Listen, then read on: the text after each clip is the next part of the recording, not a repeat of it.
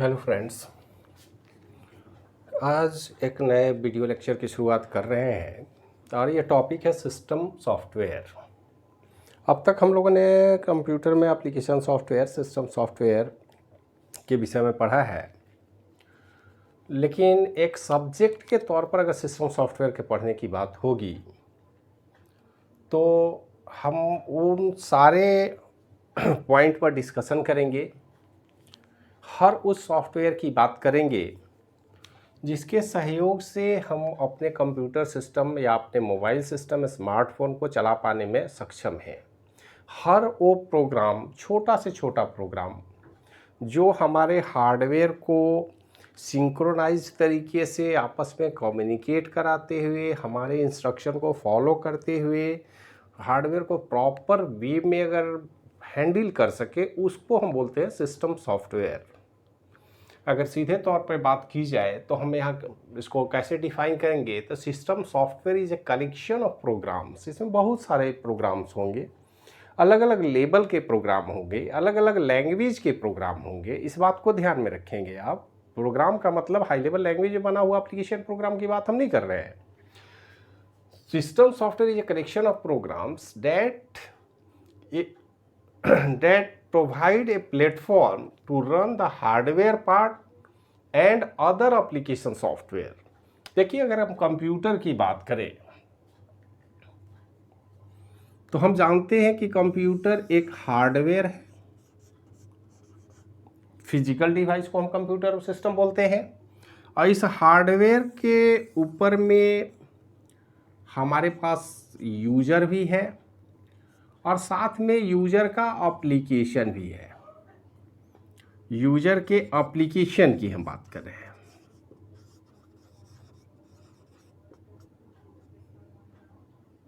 अब यूजर या यूजर के एप्लीकेशन की अगर हम बात करें, इसको यहां से हम हटा ही देते हैं, तो ये बीच वाला जो पार्ट है यही है हमारा सिस्टम सॉफ्टवेयर।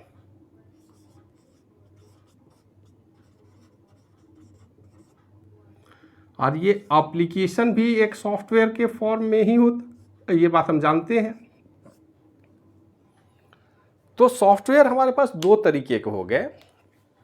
एक वो सॉफ्टवेयर की हम बात कर रहे हैं जो इस हार्डवेयर को पूरी तरह से कंट्रोल करेगा, मैनेज करेगा, और इसमें जितने भी छोटे छोटे प्रोग्राम्स होंगे, कलेक्शन ऑफ प्रोग्राम्स होंगे, उन सबको हम सिस्टम सॉफ्टवेयर बोलते हैं। जैसा देखिए कि it acts as an interface between hardware and user application. अब यूजर एप्लीकेशन की अगर हम बात करें तो इनको भी हार्डवेयर से कम्युनिकेट करने के लिए हमको सिस्टम सॉफ्टवेयर की ज़रूरत होगी, और यूजर डायरेक्ट तो इंटरेक्ट कर ही सकता है through system software. System software convert all human instruction into machine understandable instructions. अब कंप्यूटर पर या अपने स्मार्टफोन की हम बात करें तो हम जो भी काम करना चाहते हैं, हमारी इच्छा हुई इंटरनेट पे कुछ सर्च करने की, हम क्या करेंगे? हार्डवेयर को इंस्ट्रक्शन तो नहीं दे सकते, माइक्रो प्रोसेसर को इंस्ट्रक्शन देने हमें नहीं आता क्योंकि उनका लैंग्वेज हमें नहीं पता है। तो हम किसी न किसी प्लेटफॉर्म के पास जाते हैं, और वो प्लेटफॉर्म एक्चुअल में सॉफ्टवेयर का प्लेटफॉर्म है, वह है सिस्टम सॉफ्टवेयर प्लेटफॉर्म। हम इस प्लेटफॉर्म पर अलग अलग एप्लीकेशन को रन करते हैं, चाहे गूगल सर्च की बात हो, गूगल असिस्टेंट की बात हो, जीमेल की बात हो, मतलब इंटरनेट की बात करें, नेटवर्क की बात करें, अपने application Word, Excel, PowerPoint की बात हो, या पेज मेकर, कोरल ड्रॉ की बात हो, रिजर्वेशन सिस्टम की बात हो, कस्टमाइज सॉफ्टवेयर तमाम तरह के, जैसे रेलवे रिजर्वेशन का सिस्टम है, बैंकिंग का सिस्टम है, वो सारे एप्लीकेशन जो सॉफ्टवेयर एप्लीकेशन के नाम में जाते हैं, यूजर एप्लीकेशन के रूप में जाने जाते हैं, जिनका इस्तेमाल पूरी दुनिया में किया जाता है, वो फाइनली कहीं ना कहीं इस सिस्टम सॉफ्टवेयर के प्लेटफॉर्म पर ही हार्डवेयर को कंट्रोल करते हैं। कोई भी एप्लीकेशन सॉफ्टवेयर इतना पावरफुल नहीं है कि वो हार्डवेयर को डायरेक्ट कंट्रोल कर सके, और अगर कुछ ऐसे प्रोग्राम्स हैं जो कर सकते हैं वो भी उतने एफिशिएंट नहीं है, यूजर फ्रेंडली इन्वायरमेंट नहीं प्रोवाइड कर पाते हैं। तो सिस्टम सॉफ्टवेयर की जिम्मेदारी पूरे हार्डवेयर के कलेक्शन को एक साथ बांध के रखना, सिंक्रोनाइज करना, एक दूसरे इलेक्ट्रॉनिक डिवाइस के बीच कम्युनिकेशन एस्टेब्लिश करना, एक दूसरे को कोऑपरेटिव मैनर में रन करना, डेटा को ट्रांसफ़र करने की बात, हर एक्टिविटी जो हम कंप्यूटर में करना चाहते हैं उसके लिए हमें सिस्टम सॉफ्टवेयर की ज़रूरत होती है। और सिस्टम सॉफ्टवेयर का दायरा बहुत बड़ा है अगर हम ऐसे कहें। देखिए, system software convert all human instruction, अब हमारे इंस्ट्रक्शन को सबसे पहले मशीन लैंग्वेज में कन्वर्ट करने का काम करता है। Responsible for functioning of all hardware part and their interoperability to carry out operation successfully. किसी काम को अगर सक्सेसफुली कन्वर्ट करना है, सक्सेसफुली सर्विस चाहिए। अब जैसे कोई इंस्ट्रक्शन देते हैं हम, तो इंस्ट्रक्शन तो निश्चित रूप से हम लोग क्या करते हैं, हम अपने लैंग्वेज में देंगे। हमारा अपना लैंग्वेज, हमारा लैंग्वेज क्या है? अगर नेचुरल हम बात करें तो हम इंग्लिश लैंग्वेज का इस्तेमाल सबसे ज़्यादा कंप्यूटर की फील्ड में अगर कहें तो करते हैं। अब इस लैंग्वेज में हमारे इंस्ट्रक्शन होंगे, इसी के साथ हमारे डेटा भी होगा कुछ।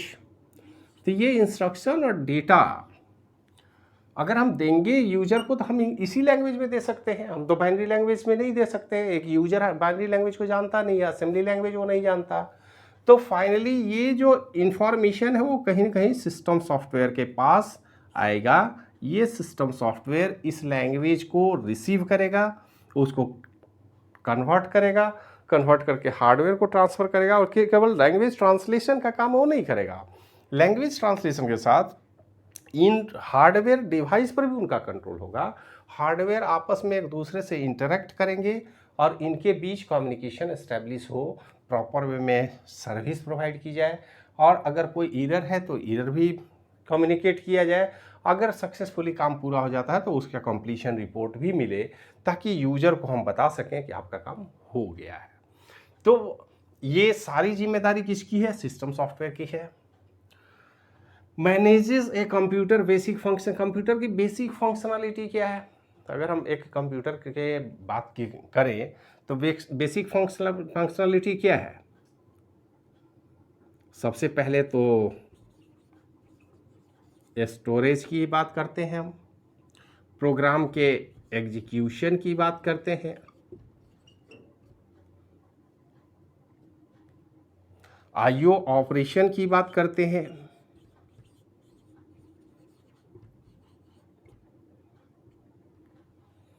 अब इसके बाद इंटरप्ट की बातें होती है, कम्युनिकेशन की बातें होती हैं, नेटवर्क या इंटरनेट में हम कम्युनिकेशन भी करते हैं। तो ये जो बेसिक ऑपरेशंस हैं कंप्यूटर में, खास करके स्टोरेज, एग्जीक्यूशन और आईओ ऑपरेशन तो बहुत ही इंपॉर्टेंट है। तो यही चारों, अगर एक कंप्यूटर का ब्लॉक डायग्राम भी हम बनाते हैं तो IO device, input device, output device और प्रोसेसर बनाते हैं और मेमोरी बनाते हैं। तो आप देख लें कि हार्डवेयर में इसको काम करने के लिए, स्टोरेज के लिए क्या है हमारे पास? मेमोरी है। एग्जीक्यूशन के लिए सीपीयू है। आईओ ऑपरेशन के लिए आईओ डिवाइसेज है। तो ये तीनों ही हार्डवेयर डिवाइस है और इनका ऑपरेशन है ये। तो ये सारा काम परफॉर्म कौन करता है? कंप्यूटर का सिस्टम सॉफ्टवेयर। अब एक्चुअल में सिस्टम सॉफ्टवेयर के नाम पर अभी तक हम लोगों ने जो पढ़ाई की है वो सिर्फ ऑपरेटिंग सिस्टम तक सीमित रह जाते हैं कि ठीक है, ऑपरेटिंग सिस्टम सॉफ्टवेयर है तो ऑपरेटिंग सिस्टम है। ऑपरेटिंग सिस्टम सॉफ्टवेयर का सबसे बड़ा एग्जाम्पल भी है।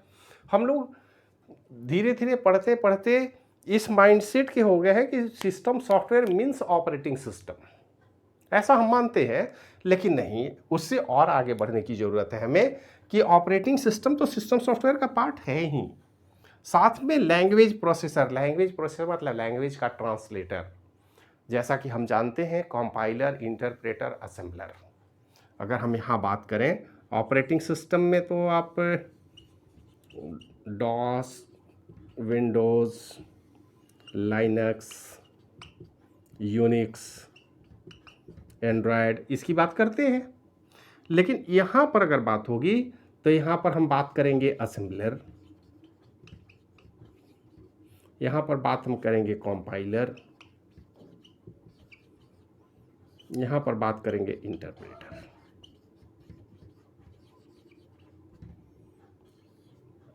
आप कभी भी ऑपरेटिंग सिस्टम को इससे नहीं जोड़ सकते, ये बिल्कुल अलग है।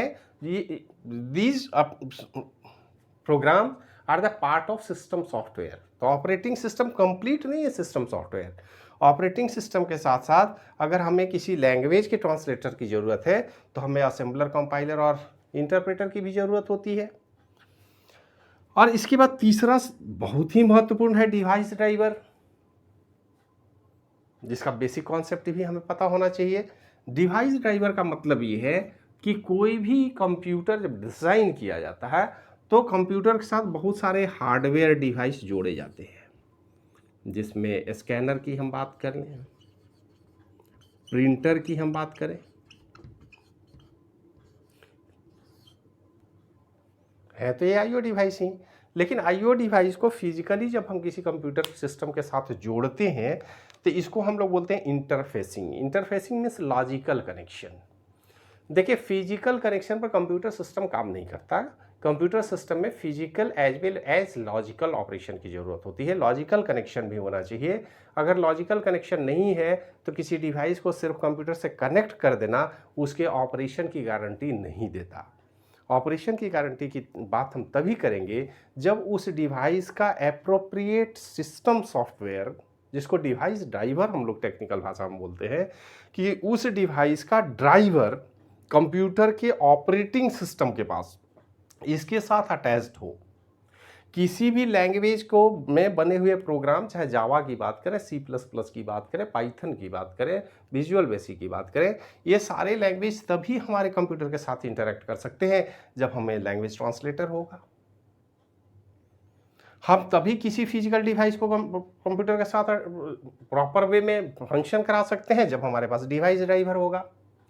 तो एक सिस्टम सॉफ्टवेयर में अब की बाद अगर कोई बात होगी तो हमें इस बात का ध्यान रखना होगा कि हमारे पास ऑपरेटिंग सिस्टम तो इंटीग्रल पार्ट है ही, कंसोल पार्ट है। अगर सिस्टम कंप्यूटर है या इलेक्ट्रॉनिक डिवाइस है तो उसके साथ ऑपरेटिंग सिस्टम भी है, क्योंकि ऑपरेटिंग सिस्टम के बगैर तो हम उसकी कल्पना कर भी नहीं सकते।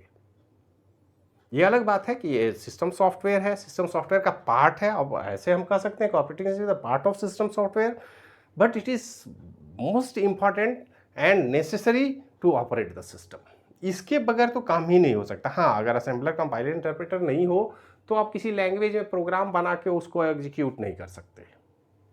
लेकिन ऑपरेट करने के लिए हमको ऑपरेटिंग सिस्टम सफिशिएंट है, वो ये काम कर पाने में सक्षम है। लेकिन अगर लैंग्वेज कंपाइलर की ज़रूरत पड़ेगी, इंटरप्रेटर की ज़रूरत है, असेंबलर की ज़रूरत है, तो कब ज़रूरत है? जब हम कोई प्रोग्राम बनाना चाहते हैं और यूजर डिफाइंड प्रोग्राम हो, यूजर के द्वारा प्रोग्राम बनाया जाए, तो उस लैंग्वेज को हार्डवेयर प्लेटफॉर्म पर अगर रन करना है तो हमें लैंग्वेज ट्रांसलेटर की ज़रूरत होगी। और इसके साथ डिवाइस ड्राइवर। देखिए, डिवाइस ड्राइवर के साथ समस्या ये है कि हम जानते हैं कि हमारे कंप्यूटर सिस्टम में बहुत सारे डिवाइस बनाए गए, इतने तरह के डिवाइस। जैसे एक बात करें हम प्रिंटर की, तो आप आसानी से आप मार्केट में चले जाएं, बहुत सारे ऐसे प्रिंटर मिलेंगे जिसका नाम हम आप अभी भी नहीं जानते हैं। हम लोग जनरली प्रिंटर के बात आती है तो कैनन की बात करते हैं, टीवीएस की बात करते हैं, एचपी की बात करती हैं। लेकिन बहुत सारे ऐसी भी कंपनियां मार्केट में हैं जो प्रिंटर बनाती हैं, उनका मार्केट में प्रिंटर बिकता है, प्रिंटर यूज किया जाता है। तो बताइए कि जब हमें आपको सारे प्रिंटर की जानकारी नहीं है तो माइक्रोसॉफ्ट जो ग्लोबल कंपनी है वो कितनी कंपनियों का व्यवस्था रखेगा। तो उन्होंने क्या किया, सिस्टम सॉफ्टवेयर में एक प्लेटफॉर्म दे दिया, प्लग एंड प्ले सिस्टम का व्यवस्था कर दिया कि भाई आप डिवाइस कोई भी लगाएं, उस डिवाइस का ड्राइवर यहाँ अटैच कर दें। मतलब जब आप हार्डवेयर खरीदते हैं तो उसके साथ अक्सर हम आप देखते हैं कि कोई ना कोई सीडी भी उपलब्ध होती है। अगर हम आज के डेट में कैमरा लगाना चाहते हैं, वेब कैम लगाना चाहते हैं, तो हम मार्केट से जब भी वेब कैम खरीदते हैं तो उसका सॉफ्टवेयर प्रोग्राम भी आता है। उस सॉफ्टवेयर प्रोग्राम को हमें अपने कंप्यूटर में इंस्टॉल करना होता है। और बहुत सारे ऐसे भी डिवाइस ड्राइवर हैं जो ऑपरेटिंग सिस्टम बनाने के समय ही उसमें इंस्टॉल कर दिए, अटैच कर दिए जाते हैं, ताकि मोस्ट कॉमन पॉपुलर डिवाइस जो है उनके लिए अलग से ड्राइवर की ज़रूरत ना हो। और करीब हजारों तरह के ड्राइवर ऑपरेटिंग सिस्टम के पास इंक्लूडेड होते हैं। लेकिन फिर भी समस्याएं आती हैं, क्योंकि कंप्यूटर सिस्टम में डेवलपमेंट बहुत बड़ा क्राइटेरिया है। हमारा सॉफ्ट माइक्रो प्रोसेसर की बात करें तो हर 6 महीने में नए मॉडल के माइक्रो प्रोसेसर आ जाते हैं। अब आप सोचिए कि अगर 6 महीने में माइक्रोसॉफ्ट बदल जाता है तो 6 महीने में हर कोई कंप्यूटर तो नहीं बदल सकता। तो कंप्यूटर 10 साल का लाइफ स्पैन लेके आता है, तो 10 साल पहले के कंप्यूटर भी अगर ठीक ठाक चल रहे हैं तो उस पर भी काम हो रहा है। 5 साल पहले का भी कंप्यूटर काम कर रहा है, साल भर पहले का भी कर रहा है और आज का भी कंप्यूटर काम कर रहा है। तो इन सारी हार्डवेयर डिवाइस जो कंप्यूटर 10 साल पहले बनाए हैं, उनमें आज में अगर कोई प्रिंटर नया डेवलप किया जाता है किसी कंपनी के द्वारा, एचपी ने एक नया मॉडल का अगर प्रिंटर लॉन्च किया तो इसकी जानकारी तो 10 साल पहले वाले सिस्टम में नहीं थी। तो उसके लिए डिवाइस ड्राइवर को अटैच करने का प्रोविज़न होता है। आप कोई भी डिवाइस, कोई भी हार्डवेयर परचेज करें अपने कंप्यूटर सिस्टम के साथ, उसको आप उसके ड्राइवर के थ्रू इंटरफेसिंग क्रिएट कर सकते हैं और फिजिकल वायर के थ्रू कनेक्ट कर सकते हैं। अब तो फिजिकल वायर की भी ज़रूरत नहीं, बहुत सारे डिवाइस ब्लूटूथ के थ्रू भी जोड़ दिए जाते हैं जिसमें केबल की कोई आवश्यकता नहीं है। तो हमारी टेक्नोलॉजी दिन प्रतिदिन बढ़ रही है और जो टेक्नोलॉजी बढ़ रही है उसमें हम ऐसा नहीं कहते कि हमने सॉफ्टवेयर में ही डेवलपमेंट किया, नए नए लैंग्वेज बना लिए, नए नए एप्लीकेशन बनाए, ऐसी बात नहीं है। हमने ऑपरेटिंग सिस्टम के लेवल पर भी डेवलपमेंट किया है। विंडोज़ 95 97 से बढ़ कर के आज हम विंडोज़ 7 8 10 की बात कर रहे हैं। उसी तरह लैंग्वेज प्रोसेसर में असेंबलर, कंपाइलर, इंटरप्रेटर के अलग अलग वर्जन भी आ गए हैं। एडवांस कंपाइलर और इंटरप्रेटर की हम बात करते हैं। और डिवाइस तो हर नए डिवाइस के साथ डिवाइस ड्राइवर होता है और उस डिवाइस ड्राइवर अगर ऑपरेटिंग सिस्टम डिज़ाइन करने से पहले बना दिए गए हैं, ऑथराइज्ड कंपनी के द्वारा बनाए गए हैं, तो उनकी लिस्ट अगर माइक्रोसॉफ्ट के पास उपलब्ध है तो उसका ड्राइवर माइक्रोसॉफ्ट अटैच कर देता अपने ऑपरेटिंग सिस्टम में। लेकिन ऑपरेटिंग सिस्टम बन जाने के बाद, हार्डवेयर डिज़ाइन हो जाने के बाद अगर कोई नया सिस्टम बदलता है तो उसके लिए डिवाइस ड्राइवर बड़ा ही इंपॉर्टेंट है। उस डिवाइस ड्राइवर को अटैच करके हम नए डिवाइस को अपने पुराने कंप्यूटर सिस्टम में भी यूज कर सकते हैं। ये सबसे बड़ा फीचर है और ये फीचर तभी संभव है जब हमारे पास सिस्टम सॉफ्टवेयर की कैपेबिलिटी हो। सिस्टम सॉफ्टवेयर हमारा कैपेबल हो, पावरफुल हो। और सिस्टम सॉफ्टवेयर में ऑपरेटिंग सिस्टम के विषय में सेपरेट लेक्चर में आप लोगों ने पढ़ रखा है, लेकिन इसके साथ साथ लैंग्वेज प्रोसेसर और डिवाइस ड्राइवर को हम पढ़ने की कोशिश करेंगे और फिर इनको इंटीग्रेट करके कंप्लीट सिस्टम सॉफ्टवेयर की बात करेंगे और जिनके विषय में हम आगे के लेक्चर में डिटेल डिस्कशन करेंगे। ये इंट्रोडक्टरी लेक्चर है और इसमें हम लोग हर उन तमाम पहलू पर डिटेल से विचार करने की कोशिश करेंगे जिससे सिस्टम सॉफ्टवेयर का एक ऐसा प्लेटफॉर्म तैयार हो जिसमें किसी भी तरह के एप्लीकेशन को हमें रन करने में कोई दिक्कत नहीं है। हम हर तरह के प्रोग्राम को, हर तरह के सॉफ्टवेयर को आसानी से अपने हार्डवेयर के प्लेटफॉर्म पर सिस्टम सॉफ्टवेयर के थ्रू उसको रन कर पाएँ और आगे धीरे धीरे इसमें और डिटेल डिस्कशन हम लोग करेंगे, जिसमें फिर अगले लेक्चर में और डिटेल डिस्कशन के लिए मिलते हैं। तब तक के लिए धन्यवाद।